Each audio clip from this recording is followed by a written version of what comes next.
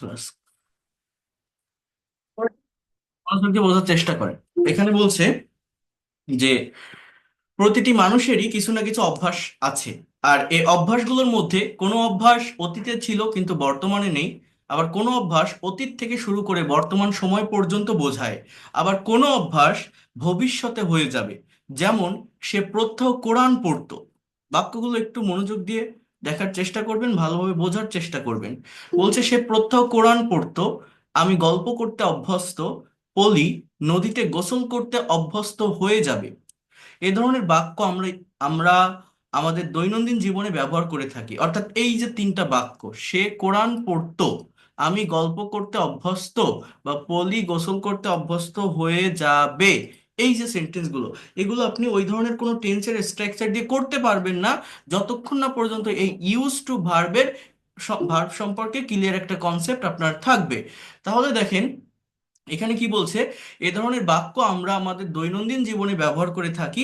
এই বাক্যগুলো কিভাবে ইংরেজিতে করতে হয় তা আমাদের জানা প্রয়োজন। তাহলে দেখেন একটু এইখানে যদি খেয়াল করার চেষ্টা করেন, subject plus use to plus main ভার্বের base form plus object.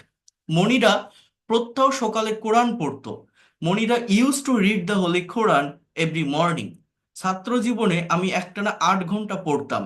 I used to study 8 hours at a stretch during my student life.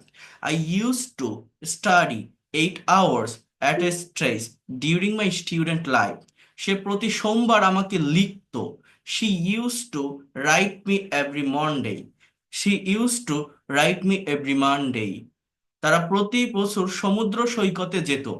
They used to go to the sea beach every year. They used to go to the sea beach every year. Alim সকালে ঘুমাতো। Alim used to sleep in the morning. অর্থাৎ subject, then use to, then main ভার্বের base form. অতীতে কেউ কোনো কিছু করত, অতীতকালের কোনো অভ্যাসগত কাজ বা ঘটনা বোঝাতে এই ইউজ টু ভার্বের ব্যবহার আমাদের মূলত ইংলিশ ল্যাঙ্গুয়েজে হয়ে থাকে। যখন আপনি এগুলো নেগেটিভ করবেন, এম ইজ আর, সরি, মানে ইউজ নট টু এর ব্যবহার করতে পারেন, অথবা আমরা পাস্ট ইনডিফিনিট টেন্সের সেন্টেন্সগুলোকে যেভাবে নেগেটিভ বা ইন্টারোগেটিভ করি, অর্থাৎ ডিডের ব্যবহার করে, সেটাও করা যায়। কারণ এই সেন্টেন্সগুলো অনেকটা কিন্তু past tense related sentence, past একটা মিনিং ক্রিয়েট করে। তো দুইটা ওয়েতে করা যায়, যেহেতু এটাকে মডাল বলছি, সেমি মডাল, তো ইউজ নট টু ব্যবহার করা যায়, বাট মডার্ন গ্রামার অনুযায়ী ডিড দিয়ে নেগেটিভ ইন্টারোগেটিভ করা হয়, যেটা করলে বেশি ভালো দেখায়। ঠিক আছে, যেমন আমি ধূমপান করতাম না, আপনি বলতে পারেন I use not to smoke, অথবা I didn't use to smoke. Moni গান শুনতো না, Moni use not to listen to music, আর Moni didn't use to listen to music. Roni কখনো টিভি দেখতো না, Roni never use to watch TV, আর Roni did never use to watch TV. Just এই বিষয়গুলো আপনাদের একটু অনুসরণ করতে হবে। এরপর যখন আপনি ইন্টারোগেটিভ করবেন, এখানে অবশ্যই অবশ্যই ডিডের ব্যবহারটা করতে হবে। যেমন তুমি কি নদীতে সাঁতার কাটতে? Did you use to swim in the river? আমি একসঙ্গে আগে সবগুলো পড়াই দেই আপনাদের, তারপরে আমি আবার কম্পেয়ার করে দেখাবো, একটার সাথে আরেকটা ভার্বকে আমি কম্পেয়ার করে দেখাবো। আগে যেভাবে দেখাচ্ছে একটু দেখতে থাকেন, হ্যাঁ। তুমি কি নদীতে সাঁতার কাটতে? Did you use to swim in the river? Nilu কি সকালে ঘুমাতো? Did Nilu use to sleep at morning? তোমার আব্বা কি নিয়মিত খবরের কাগজ পড়তেন? Did your father use to read newspaper regularly? Did your father use to read newspaper regularly? তাহলে এইভাবে আমরা ইন্টারোগেটিভ সেন্টেন্স গুলো করছি। এইখানে দেখেন আরেকটা স্ট্রাকচার আছে, সেটা হচ্ছে অতীত থেকে শুরু করে বর্তমান সময় পর্যন্ত কেউ কোনো কাজে অভ্যস্ত আছে, এখনো পর্যন্ত কোনো একটা কাজ চলতেছে, এইটা বোঝানোর জন্য অতীত থেকে শুরু করে এখনো পর্যন্ত বা বর্তমান সময় পর্যন্ত কোনো একটা কাজ হচ্ছে বা চলছে, এইটাকে মেনশন করার জন্য, এইটাকে বোঝানোর জন্য আমাদের এই জায়গাটাতে মূলত কিসের ব্যবহার হয় একটু দেখার চেষ্টা করেন যদি। Am is are plus use to plus ভার্বের সঙ্গে আইএনজি, অর্থাৎ প্রেজেন্ট কন্টিনিউয়াস টেন্সের যে স্ট্রাকচারটা আমাদের থাকে না, ঠিক ওই স্ট্রাকচারটাই ভিতরে শুধু ইউজ টু শব্দটা যুক্ত হবে। কথাটা বোঝার চেষ্টা করেন, আমাদের প্রেজেন্ট কন্টিনিউয়াস টেন্সের যে স্ট্রাকচার থাকে, প্রেজেন্ট কন্টিনিউয়াস, ওর ভিতরে জাস্ট ইউজ টু এই ফ্রেজাল ওয়ার্ডটা চলে আসবে, যার বাংলা অর্থ হচ্ছে বা মিনিং হচ্ছে অতীত থেকে শুরু করে এখনো পর্যন্ত কেউ কোনো কাজ করতে অভ্যস্ত, অর্থাৎ এখনো পর্যন্ত কেউ কোনো কাজ করে যাচ্ছে। যেমন সে প্রতিদিন কোরআন পড়তে অভ্যস্ত, তাহলে কি হবে? He is use to reading holy Quran everyday. He is use to reading holy Quran everyday. Zakir প্রতিদিন সকালে হাঁটতে অভ্যস্ত। Zakir is use to walking about every morning. Zakir is use to walking about every morning. Zakir প্রতিদিন সকালে হাঁটতে অভ্যস্ত। Zakir is use to walking every morning. আমরা পুকুরে সাঁতার কাটতে অভ্যস্ত। We are use to swimming in the pond. আমি প্রতি রাতে গান শুনতে অভ্যস্ত। হুম, আমি প্রতি রাতে গান শুনতে অভ্যস্ত। I am use to listening listening to song every night. আচ্ছা, এখানে একটা কথা আমি বলি, এই ধরনের বাক্যগুলো আপনি যখন নেগেটিভ করবেন বা ইন্ট্রোগেটিভ করবেন, এইখানে কিন্তু আমাদের মেইন সেন্টেন্স অর্থাৎ অ্যাফার্মেটিভ সেন্টেন্সেই অক্সিলারি ভার্ব আছে। অর্থাৎ এগুলো যখন আপনি নেগেটিভ বা ইন্ট্রোগেটিভ করতে যাবেন, আমার কিন্তু খুবই সহজ। অক্সিলারি ভার্বের সাথে নট বসালে বাক্যটা নেগেটিভ হবে, অক্সিলারি ভার্ব সাবজেক্টের আগে আনলে বাক্যটা ইন্ট্রোগেটিভ হবে। যেমন দেখেন, লুনা ছেলেদের সাথে গল্প করতে অভ্যস্ত নয়। এগুলো কিন্তু খুবই প্র্যাকটিক্যাল সেন্টেন্স, অর্থাৎ এই ধরনের যে সেন্টেন্স, এই যে বাক্যগুলো আপনারা এখানে দেখছেন, এই বাক্যগুলো আমরা কিন্তু অ্যাজ ইউজুয়াল আমাদের ডে টু ডে লাইফে বাংলায় প্রচুর ব্যবহার করে থাকি, বাট ইংলিশে এদের সম্পর্কে ভালো কনসেপ্ট না থাকার কারণে বা প্রপার প্র্যাকটিস না থাকার কারণে আমরা ইংলিশে কথা বলতে পারি না বা লিখতে পারি না। যেমন যেটা বলছি আপনাদের, লুনা ছেলেদের সাথে গল্প করতে অভ্যস্ত নয়। Luna isn't use to gossiping with boys. কি বলছে? Luna is not use to gossiping with boys. Luna ছেলেদের সাথে গল্প করতে অভ্যস্ত নয়। তারা নদীতে সাঁতার কাটতে অভ্যস্ত নয়। তাহলে কি বলছে এখানে? They aren't use to swimming in the pond. Zakir সাহেব ভাত খেতে অভ্যস্ত নয়। Mister Zakir isn't use to eating rice. Mister Zakir isn't use to eating rice. তাহলে দেখেন, এই হচ্ছে আমার নেগেটিভ। এবার ইন্টারোগেটিভ যদি আমি আপনাকে বলি, সেটা হচ্ছে অক্সিলারি ভার্বটা যা সাবজেক্টের আগে চলে আসবে। কি হবে? অক্সিলারি ভার্ব সাবজেক্টের আগে আসবে। কেমন সেটা? যেমন দেখেন, করিম সাহেব কি ভ্রমণের সময় ঘুমাতে অভ্যস্ত? Is mister Karim use to sleeping in a journey? Is mister Karim use to sleeping in a journey? তুমি কি তারা কি রাত জেগে পড়তে অভ্যস্ত? Are they use to studying keeping up late? Are they use to studying keeping up late? Try to understand here. WH word, then subject, then use to, then main ভার্বের সঙ্গে আইএনজি। তুমি কি মেয়েদের সাথে গল্প করতে অভ্যস্ত? Are you use to gossiping with girls? Are you use to gossiping with girls? তুমি কি মেয়েদের সাথে গল্প করতে অভ্যস্ত? এরপর দেখেন আমার আচ্ছা, এটা এটা দেখাবো না, আমরা এইখান থেকে দেখব। ভবিষ্যতে কেউ কোনো কাজ করতে অভ্যস্ত হয়ে যাবে, অর্থাৎ কোনো একটা কাজ কারো অভ্যাসে পরিণত হবে, এই বিষয়টাকে মেনশন করার জন্য will get use to plus ভার্বের সঙ্গে আইএনজি ইউজ করতে হবে। যেমন মিলন নদীতে গোসল করতে অভ্যস্ত হয়ে যাবে। Milon will get use to bathing in the river. Milon will get use to bathing in the river. Zakir খুব শীঘ্রই দিনে 10 ঘন্টা কাজ করতে অভ্যস্ত হয়ে যাবে। Zakir will soon get use to working 10 hours a day. Zakir will soon get use to working 10 hours a day. তুমি তাড়াতাড়ি গোলমালের মধ্যে ঘুমাতে অভ্যস্ত হয়ে যাবে। You will soon get used to sleeping in a noise. You will soon get used to sleeping in a noise. তারা কঠোর পরিশ্রম করতে অভ্যস্ত হয়ে যাবে। They will get used to doing hard work. They will get used to doing hard work. তারা কঠোর পরিশ্রম করতে অভ্যস্ত হয়ে যাবে। দেখেন, বোঝার চেষ্টা করেন, আমার ফিউচার কন্টিনিউয়াস টেন্সের স্ট্রাকচার কি কারো মনে আছে? শ্যাল বি বা উইল বি প্লাস ভার্বের সঙ্গে আইএনজি। এটা হচ্ছে ফিউচার কন্টিনিউয়াস টেন্সের স্ট্রাকচার। বাংলা কেমন? সে ভাত খেতে থাকবে, হি will be eating rice. Say football খেলতে থাকবে, হি উইল বি প্লেইং ফুটবল। তাহলে কেউ কিছু করতে থাকবে, শ্যাল বি বা উইল বি প্লাস আইএনজি হয়। আর এটা হচ্ছে করতে অভ্যস্ত হয়ে যাবে। এখানে এই যে গেটটা দেখছেন, উইল গেট, এই গেটের পরিবর্তে কিন্তু বি ভার্বের ব্যবহার করা যায়। মানে আপনি এখানে বলতে পারেন Milon will be use to bathing in the river. এই get equal to be verb, same meaning দেয়। তো গেটের ব্যবহার করলে একটু ভালো দেখাচ্ছে এখানে বা ভালো শোনায়। তার একটা কথা বলে রাখি, এটার প্র্যাকটিক্যাল এক্সাম্পল আমাকে বুঝতে হবে। মনে করেন একটা ছেলে শহরে থাকে, হঠাৎ করে গ্রামে আসছে, গ্রামে তার নানা বাড়ি, তার দাদার বাড়ি। তো গ্রামের মানুষজন ওই ইয়ে করে, নদীতে গোসল করে। এখন তার তো নদীতে গোসল করা অভ্যাস না। তো তার নানা বলছে যে তুমি নদীতে গোসল করো, 1-2 দিন করতে করতে অভ্যস্ত হয়ে যাবে, এটা কোনো বিষয় নয়। এই যে অভ্যস্ত হয়ে যাবে একটা কাজ করতে, এই জায়গাটাতেই আমাদের মূলত কিসের ব্যবহার হয়? Use to, sorry, will get use two, এই ভার্বের ব্যবহারটা এখানে হয়। ওকে, দ্যাটস ক্লিয়ার। তাহলে অতীত থেকে শুরু করে, সরি, অতীতে কেউ কোনো কাজ করতে অভ্যস্ত ছিল, he use to, he use to go to office everyday, সে প্রতিদিন অফিসে যেতে অভ্যস্ত ছিল। অতীত থেকে শুরু করে এখনো পর্যন্ত কোনো কাজ করতে অভ্যস্ত, he is use to going to office everyday. অতীত থেকে শুরু করে ভবিষ্যতে কোনো কাজে কেউ অভ্যস্ত হয়ে যাবে, he will get use to going to office everyday, সে প্রতিদিন অফিসে যেতে অভ্যস্ত হয়ে যাবে।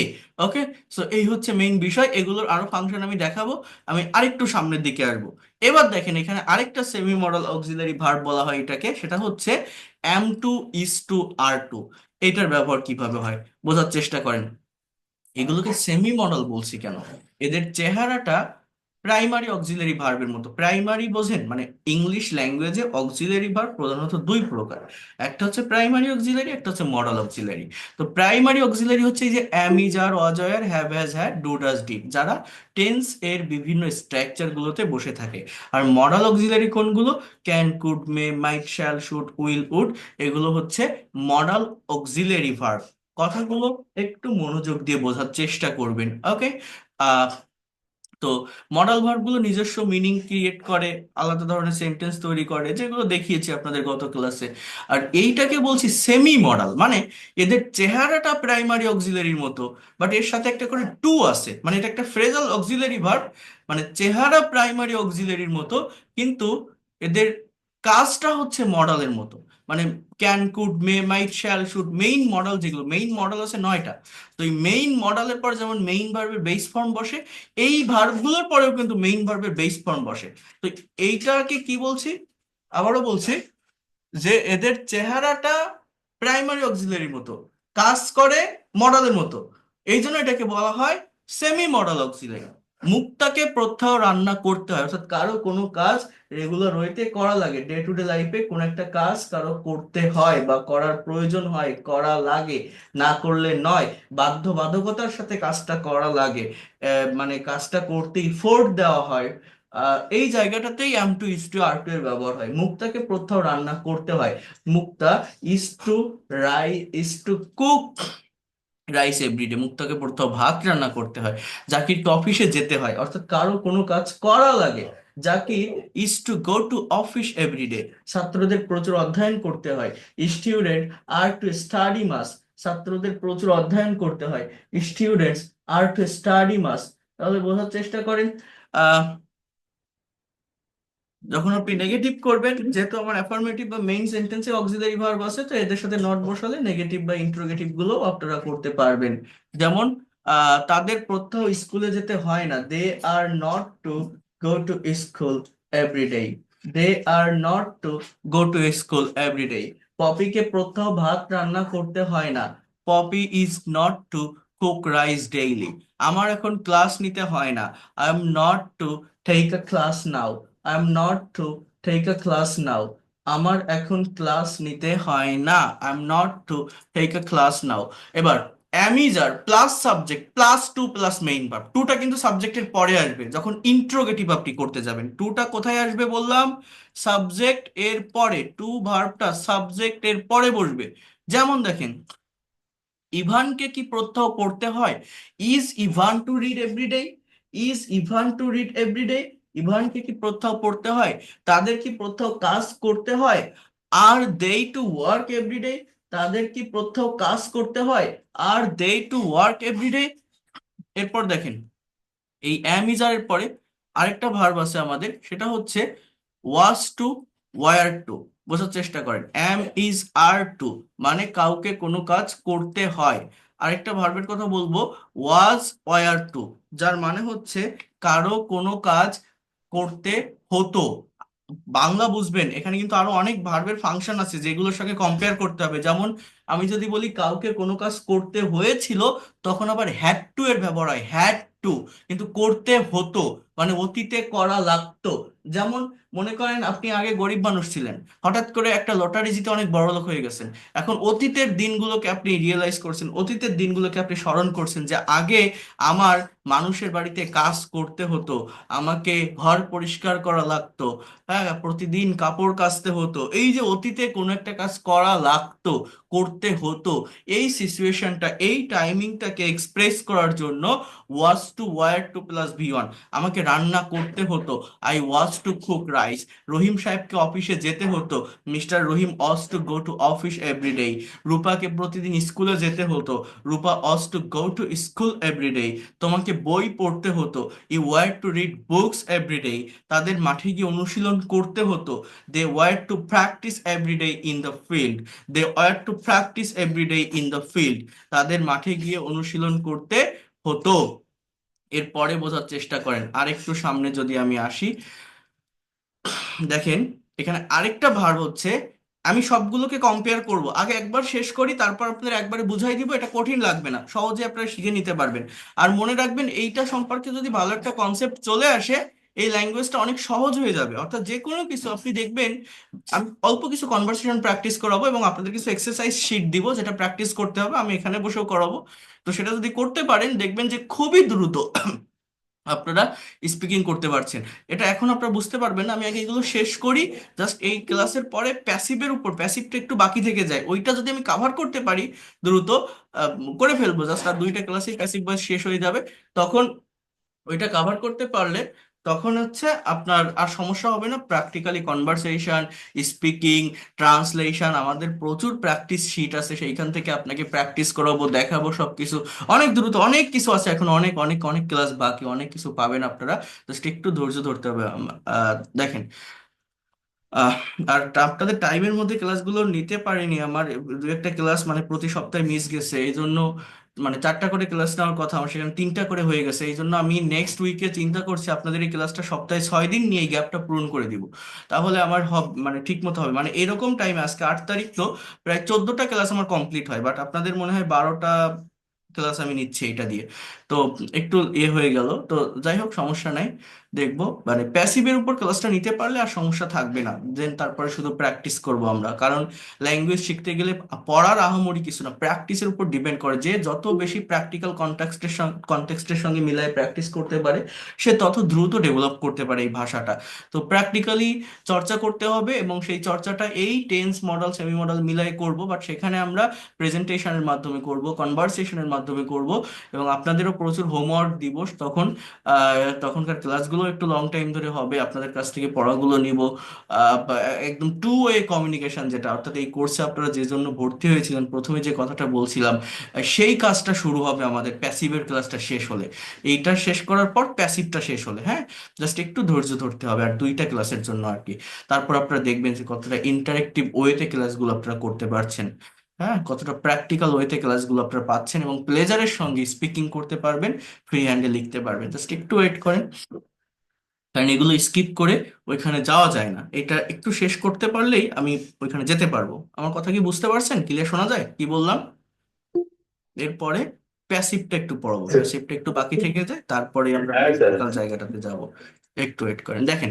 আচ্ছা, এখন কি বলছি যে এতক্ষণ দেখলাম am to is to are to, যার মানে কাউকে কোনো কাজ করতে হয়। আরেকটা ভার্বের কথা বললাম আপনাদের, ওয়াজ টু ওয়ার টু, এর মানে হচ্ছে করতে হতো। আর এবার দেখবো, দেখেন, am is are was were suppose to, যার বাংলা অর্থ হচ্ছে কারো কোনো কাজ করার কথা। আর মানে am is are suppose to মানে করার কথা, আর ওয়াজ আর সাপোজ টু মানে করার কথা ছিল, আসে। এটা খুবই ইম্পর্টেন্ট একটা স্ট্রাকচার। ইংলিশে স্পিকিং করতে গেলে, প্রেজেন্টেশন দিতে গেলে আমাদের প্রচুর ইউজ করতে হয় এই স্ট্রাকচারটা। তো দেখেন, I am suppose to go to office, আমার অফিসে যাওয়ার কথা। You are suppose to go to the airport, তোমার এয়ারপোর্টে যাওয়ার কথা। He is suppose to drive a car, তার গাড়ি চালানোর কথা। They are suppose to eat at Rahim's home, তাদের রহিমের বাড়িতে আজ খাওয়ার কথা। I am suppose to give a presentation today, আমার আজ একটা প্রেজেন্টেশন দেওয়ার কথা। You are suppose two Singh a song today, তোমার আজ একটা গান গাওয়ার কথা। He is suppose to play cricket, তার ক্রিকেট খেলার কথা। এবং আমরা শুধু সেন্টেন্স তৈরি করব না, আমাদের কিন্তু নেগেটিভ ইন্টারোগেটিভ এগুলোও করে ফেলতে হবে। যেমন এটা আমরা কিভাবে করতে পারি, ট্রাই টু আন্ডারস্ট্যান্ড হেয়ার। আগে স্লাইডটাতে আসি। দেখেন, জাস্ট অক্সিলারি ভার্বের সাথে নট বসালে বাক্যটা নেগেটিভ, অক্সিলারি ভার্ব সাবজেক্টের আগে আনলে interrogative. He is suppose to go to airport today, তার আজ বিমানবন্দরে যাওয়ার কথা। He is not suppose to go to airport today, তার বিমানবন্দরে যাওয়ার কথা না। Is he suppose to go to airport, তার কি বিমানবন্দরে যাওয়ার কথা? Isn't he suppose to go to airport, তার কি বিমানবন্দরে যাওয়ার কথা না। When is he suppose to go to airport, তার কখন বিমানবন্দরে যাওয়ার কথা। Y isn't he suppose to go to airport, তার কেন বিমানবন্দরে যাওয়ার কথা না। দেখেন, I was suppose to go to airport, আমার বিমানবন্দরে যাওয়ার কথা ছিল। I was suppose to catch fish today, আমার আজ মাছ ধরার কথা ছিল। I was suppose to drive a car, আমার আজ একটা গাড়ি চালানোর কথা ছিল। I was suppose to drive a car, আমার আজ একটা গাড়ি চালানোর কথা ছিল। ঠিক আছে? তাহলে এগুলোর সাথেও আপনি ওই নট বসালে বা ওয়াজ ওয়ারকে সাবজেক্টের আগে আনলে আপনার নেগেটিভ ইন্টারোগেটিভ বা অন্য অন্য সেন্টেন্স গুলো তৈরি হয়ে যাবে। ঠিক আছে? ওকে, তাহলে এবার আরেকটু বোঝার চেষ্টা করেন। Try to understand here, just একটু। এই am to is to are to মনে রাখেন একটু। ইউজ টু মানে অতীতে কেউ কেউ কিছু করতে অভ্যস্ত ছিল। Am is are use to মানে অতীত থেকে শুরু করে বর্তমান সময় পর্যন্ত কেউ কোনো কাজ করতে অভ্যস্ত। আর এই উইল গেট ইউজ টু ভবিষ্যতে অভ্যস্ত হয়ে যাবে। এই টাইমিংটা একটু বুঝতে হবে। এবার বলছি কি, যে am to is to are to মানে হচ্ছে কারো কোনো কাজ করতে হয়, ওয়াজ টু আর টু করতে হতো, am is are suppose to করার কথা, অজয়ের সাপোজ টু করার কথা ছিল, করার কথা ছিল। আরেকটা হচ্ছে দেখেন এখানে, অ্যাম ইজ আর অজয়ের গোয়িং টু, গোয়িং টু মানে রাইট নাও কোনো কাজ কেউ করতে যাচ্ছে না, ইন ফিউচার বা ভবিষ্যতে কেউ কোন একটা কাজ করবে। হ্যাঁ, করার কথা। মানে এটা দেখলে আপনার মনে হবে কন্টিনিউয়াস টেন্স, বাট এটা অ্যাকচুয়াল কন্টিনিউয়াস না। মনে করেন প্রেজেন্ট কন্টিনিউয়াস টেন্সের স্ট্রাকচার কি? Subject plus am is are plus ভার্বের সঙ্গে আইএনজি প্লাস অবজেক্ট। এটা হচ্ছে আমাদের প্রেজেন্ট কন্টিনিউয়াস টেন্সের স্ট্রাকচার। এখন ডেফিনেশনটা কেমন? যে বর্তমানে কোন একটা কাজ হচ্ছে, রাইট নাও কোন একটা কাজ হচ্ছে বা চলছে বোঝালে তাকে আমরা প্রেজেন্ট কন্টিনিউয়াস টেন্স বলি। কথাটা একটু মনোযোগ দিয়ে বুঝবেন। আমি যদি এরকম একটা কথা বলি যে he is going to market, এর বাংলা অর্থ কি? সে বাজারে যাচ্ছে। হি ইজ গোয়িং টু মার্কেট, এর বাংলা অর্থ হচ্ছে সে বাজারে যাচ্ছে, সে বাজারে যাচ্ছে। কথাটা বোঝেন? কিন্তু আমার এই সেমি মডাল অক্সিলারি ভার্বের গোয়িং টুটা কেমন জানেন? এই দেখেন, আমি ভাত রান্না করতে যাচ্ছি, I am going to cook rice, I am going to cook rice. আমি একটি দোকান চালু করতে যাচ্ছি, I am going to open a shop. এই যে বাক্যটা, আমি একটি দোকান চালু করতে যাচ্ছি, I am going to open a shop, এর মানে কি জানেন? এর মানে হচ্ছে ইন ফিউচারে বা ভবিষ্যতে আমি একটা দোকান চালু করব, আমি একটা দোকান লঞ্চ করব। মানে আমি যে এখনই দৌড়াচ্ছি, বিষয়টা কিন্তু এরকম না। কথাটা মনোযোগ দিয়ে বোঝেন।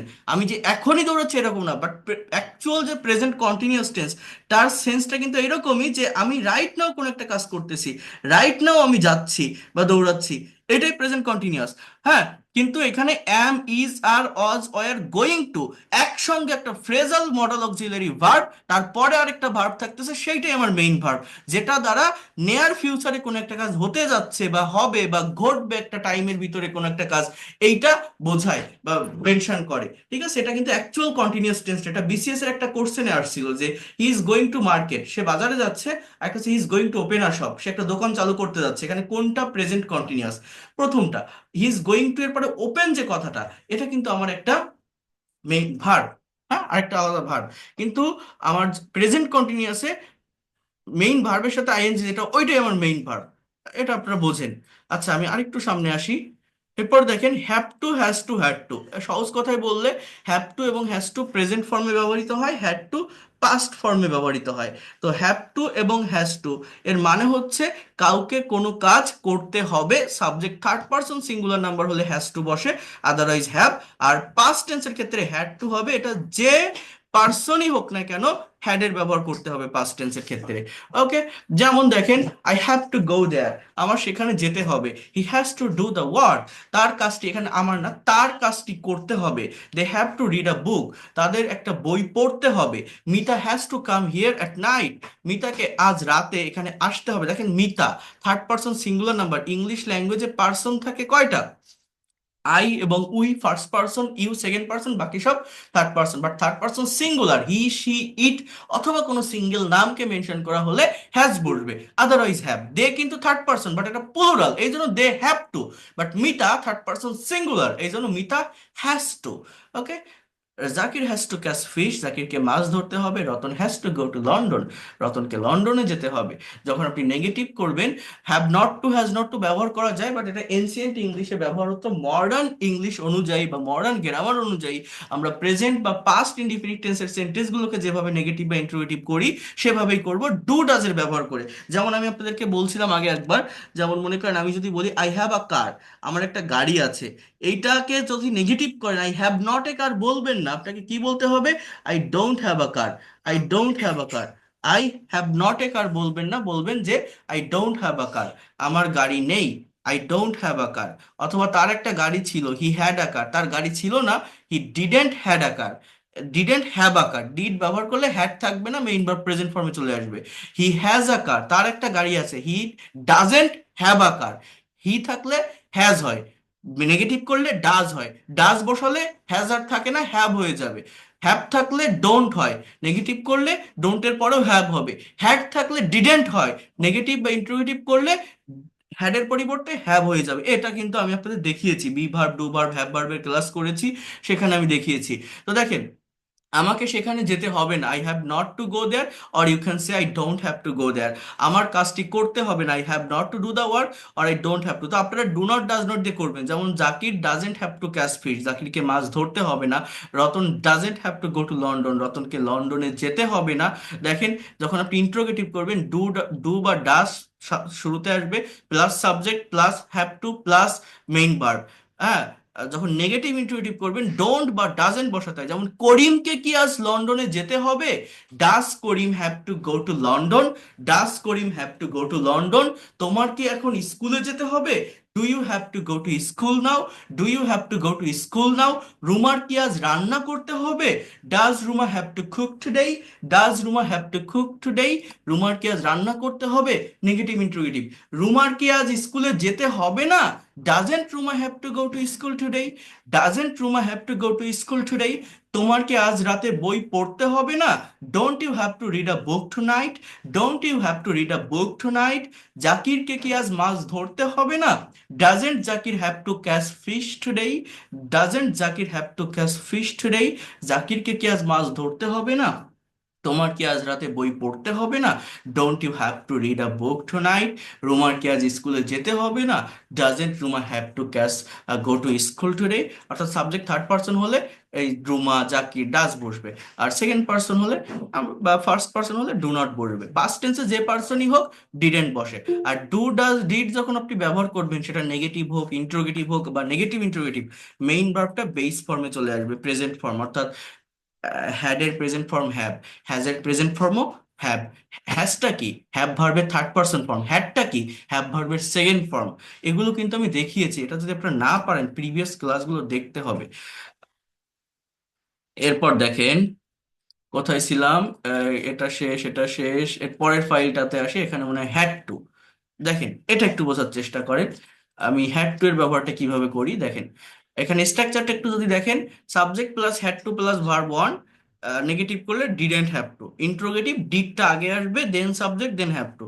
Negative interrogative didn't plus subject plus have to. যেমন দেখেন আমাকে লন্ডনে যেতে হয়েছিল, I had to go to London. আমাকে লন্ডনে যেতে হয়নি, I didn't have to go to London. আমাকে লন্ডনে যেতে হয়নি, I didn't have to go to London. আমাকে কি লন্ডনে যেতে হয়েছিল? Did I have to go to London? Did I have to go to London? আমাকে কি লন্ডনে যেতে হয়নি? Didn't I have to go to London? Didn't I have to go to London? বোঝার চেষ্টা করেন। জাকিরকে ইংরেজি শিখতে হয়েছিল, Zakir had to learn English. জাকিরকে ইংরেজি শিখতে হয়নি, Zakir didn't have to learn English. জাকিরকে কি ইংরেজি শিখতে হয়েছিল? Did Zakir have to learn English? Did Zakir have to learn English? জাকিরকে কি ইংরেজি শিখতে হয়নি? Didn't Zakir have to learn English? Didn't Zakir have to learn English? জাকিরকে কেন ইংরেজি শিখতে হয়েছিল? Why did Zakir have to learn English? জাকিরকে কখন ইংরেজি শিখতে হয়েছিল? When did Zakir have to learn English? জাকিরকে কখন ইংরেজি শিখতে হয়েছিল? অর্থাৎ ডাবল ইউএইচ ওয়ার্ড বসিয়েও নেগেটিভ বা নেগেটিভ ইন্টারোগেটিভ সেন্টেন্স আপনারা তৈরি করতে পারেন। এবার আমি আপনাদেরকে একটু দেখাই দেই, এর বাইরে আর লাগবে না। উড লাইক টু মানে চাওয়া বোঝায়, হ্যাড বেটার, উড রাদার বরং ভালো এরকম বোঝায়, ওটা আজকে আর লাগবে না এবং ওটা অতটা দরকারও হয় না। আমি একটু আপনাদের যেটা দেখানোর চেষ্টা করছি, একটা মিনিট একটু বোঝেন এই জায়গাটাতে। আমি আজকে আমার আরেকটা মানে লাস্ট ক্লাস বাকি আছে, ওই ফ্রি মানে ইসের ডেমো ক্লাস চলতেছে এখন একটা বছর। আজকের ক্লাসটা শেষ হলে আর কোনো ঝামেলা থাকবে না, আপনাদের ভালোভাবে লং টাইম ধরে ক্লাস নিতে পারবো। জাস্ট আজকের দিনটা একটু হয়তো এই ক্লাসটা একটু ইয়ে হয়ে যাচ্ছে। নেক্সট ক্লাস থেকে আপনারা মানে প্যাসিভ ভয়েস করাবো, তো ওখানেও অনেক ডিটেলসে আলোচনা করার অনেক কিছু আছে। এখানে একটু মনোযোগ দেন, 2 মিনিট। এই কাজটা আপনারা করবেন নেক্সট ক্লাসে, হ্যাঁ? নেক্সট ক্লাসে আপনাদের এটা হোমওয়ার্ক থাকবে, সেটা হচ্ছে সবগুলো টেন্স, মডাল এবং সেমি মডাল মিলায়ে কতগুলো বাক্য হয় এবং তাদের বাংলা অর্থটা কি, এটা আপনারা লিখবেন। যদি পারেন সবগুলো সেন্টেন্সের একটা করে নেগেটিভ, একটা করে ইন্ট্রোগেটিভ সেন্টেন্স তৈরি করবেন। কেমন? দেখেন, হি ড্রাইভস আ কার, সে একটা গাড়ি চালায়। এটা যদি আপনি পারেন, জাস্ট এই বিষয়গুলোকে আমাদের কিন্তু প্র্যাকটিক্যাল স্পিকিং বা রাইটিং এ অ্যাপ্লাই করতে হবে। হ্যাঁ, এছাড়া আর কিছু না। ইংলিশ ল্যাঙ্গুয়েজ জাস্ট টেকনিক আর স্ট্র্যাটেজি ফলো করলে দ্রুত ডেভেলপ করা যায়। হি ড্রাইভস আ কার, সে একটা গাড়ি চালায়। আমি যদি বলি হি ড্রোভ এ কার, সে একটা গাড়ি চালিয়েছিল। আমি যদি বলি he will drive a car, সে একটা গাড়ি চালাবে। আমি যদি বলি he is driving a car, driving a car, সে একটা গাড়ি চালাইতেছে। আমি যদি বলি হি, যেগুলো বেশি দরকার হয় টেন্স আমি সেগুলোই লিখছি, সব লিখবো না। সব দরকার হয় না, আমাদের সারাদিনের কথাবার্তায় আমরা কোনো past perfect, future perfect, perfect continuous এগুলো ব্যবহার করি না। যেগুলো করি সেগুলোই দেখতে হবে, সেগুলোরই নেগেটিভ করতে হবে। হি অজ ড্রাইভিং আ কার, সে একটা গাড়ি চালাচ্ছিল। He will be driving a car, he will be driving a car, সে একটা গাড়ি চালাতে থাকবে। তিনটা ইনডিফিনিট, তিনটা কন্টিনিউয়াস। পারফেক্টের ভিতর প্রেজেন্টের পারফেক্টটা লাগবে। He has driven, he has driven, D R I V E N a car, সে একটা গাড়ি চালিয়েছে, সে একটা গাড়ি চালিয়েছে। হি হ্যাড ড্রিভেন এ কার, সে একটা গাড়ি চালিয়েছিল। He will have, will have driven a car, সে একটা গাড়ি চালিয়ে থাকবে। আর প্রেজেন্ট পারফেক্ট কন্টিনিউয়াস একটা একটু লিখি। He has been driving a car, driving a car since morning, সে সকাল থেকে গাড়ি চালাচ্ছে। He has been driving a car since morning, সে সকাল থেকে গাড়ি চালাচ্ছে। এই গেছে আমার কয়টা? 11টা। 11টা নাকি 3 3 6 3 9 10, 11টা, সরি 10টা। মানে পাস্ট পারফেক্ট আর ফিউচার পারফেক্ট কন্টিনিউয়াস আমি লিখিনি। মানে এখানে হ্যাড বিন দিলে পাস্ট পারফেক্ট হয়ে যেত, উইল হ্যাভ বিন দিলে ফিউচার পারফেক্ট হয়ে যেত, দরকার নেই। এবার একটু মডাল ভার্বে আসি, দেখেন। He can drive a car, সে গাড়ি চালাতে পারে। He could drive a car, সে গাড়ি চালাতে পারতো। He would drive a car, সে গাড়ি চালাইতো। He use to drive a car, সে গাড়ি চালাতে অভ্যস্ত ছিল। He must drive a car, সে অবশ্যই গাড়ি চালাবে। He should drive a car, he should drive a car, সে তার গাড়ি চালানো উচিত। হি মে ড্রাইভ আ কার, তার গাড়ি চালানোর সম্ভাবনা আছে। হি মাইট ড্রাইভ আ কার, সে গাড়ি চালাতেও পারে। He is to drive a car, তাকে গাড়ি চালাতে হয়। হি অস টু, হি অস টু ড্রাইভ আ কার, তাকে গাড়ি চালাতে হতো। He is suppose to drive a car, তার গাড়ি চালানোর কথা। হি was suppose to, he was suppose to drive a car, তার গাড়ি চালানোর কথা ছিল। He is going to drive a car, সে গাড়ি চালাতে যাচ্ছে। হি অজ, এটা he was going to drive a car, সে গাড়ি চালাতে যাচ্ছিল। He has to drive a car. He has to drive a car, তাকে গাড়ি চালাতে হবে। He had to he had to drive a car, তাকে গাড়ি চালাতে হয়েছিল। He would like to he এখানে দুটো সেন্টেন্স আমি দিয়ে দিই। Would like to like to drive a car, তা সে গাড়ি চালাতে চায়। He would better he would BETTER, অথবা এখানে বলা যায় had, sorry would RATH rather, অথবা had better. He would rather অথবা had better drive a car. এর বাংলা অর্থ হচ্ছে তার বরং গাড়ি চালানো উচিত বা গাড়ি চালানো ভালো। আমি আজকে ক্লাসটা আপনাদের লং করতে পারতেছি না, আমার একটা ক্লাস এখন জরুরি ক্লাস আমার নেওয়া লাগবে। আমি নেক্সট ক্লাস থেকে আপনাদের আরো ডিটেলস আরো ভালোভাবে বুঝাবো। এইখানে কয়টা সেন্টেন্স হয়েছে একটু দেখেন, এই ক্লাসটা অনেক ইম্পর্টেন্ট একটা ক্লাস। এখানে 28টা সেন্টেন্স আমি লিখছি। এই যে 28, এই 28টা সেন্টেন্স এর বাংলা অর্থ, এবং যদি পারেন প্রত্যেকটা বাক্যের একটা নেগেটিভ একটা ইন্ট্রোগেটিভ বাক্য আপনারা তৈরি করবেন। নেক্সট ক্লাসে আমি এটাকে আরো ডিটেলসে ডিটেলসে আমি আপনাদেরকে দেখাই দিব, বুঝাই দিব। দেখবেন এটা যদি জানা থাকে, এটা যদি ভালোভাবে কাভার করতে পারেন, আপনাদের দিয়ে দিয়েছি অলরেডি হোয়াটসঅ্যাপে, প্রত্যেকেই করবেন, পারলে এখন করবেন। হ্যাঁ, বাংলা লিখবেন, আমি তো একবার বলে দিলাম, তারপরেও নিজেরা নিজেরা ব্রেন ইউজ করে এর বাংলা এবং প্রতিটা বাক্যের নেগেটিভ ইন্ট্রোগেটিভ, যদি পারা যায় WH ওয়ার্ড অ্যাড করে একটা ইন্ট্রোগেটিভ বা নেগেটিভ ইন্ট্রোগেটিভ বাক্য করতে পারেন। যদি একবার এটা করতে পারেন, আমি এরপরে মানে এই টেন্স মডেল সেমি মডেল একটা রিভার্স স্ট্রাকচার আছে, সেটা হচ্ছে প্যাসিভ। প্যাসিভটা কমপ্লিট করেই আমরা practical speaking, practical conversation, practical ট্রান্সলেশনের ভিতর মুভ করতে পারবো। মানে এই যে 28টা সেন্টেন্স লিখছি, জাস্ট এইগুলোকেই প্র্যাকটিক্যালি আমরা অ্যাপ্লাই করবো। অর্থাৎ whatever you think in Bangla, you will be able to speak or write in English if you have clear concept about this 28 sentences. Okay, so you have to do it, try to understand here, you have to do it, you have to practice a lot. I mean এখানে যে একটা main verb আমি ব্যবহার করছি drive, অর্থাৎ একটা drive verb দিয়ে কতগুলো সেন্টেন্স কতগুলো টাইমে আমি বলতে পারি। ড্রাইভের পরিবর্তে আপনি নতুন একটা ভার্ব নেন, অবজেক্ট নতুন চলে আসবে, নতুন এরকম 28টা সেন্টেন্স করতে পারবেন। আরেকটা নতুন ভার্ব নেন, নতুন আরেকটা অবজেক্ট চলে আসবে।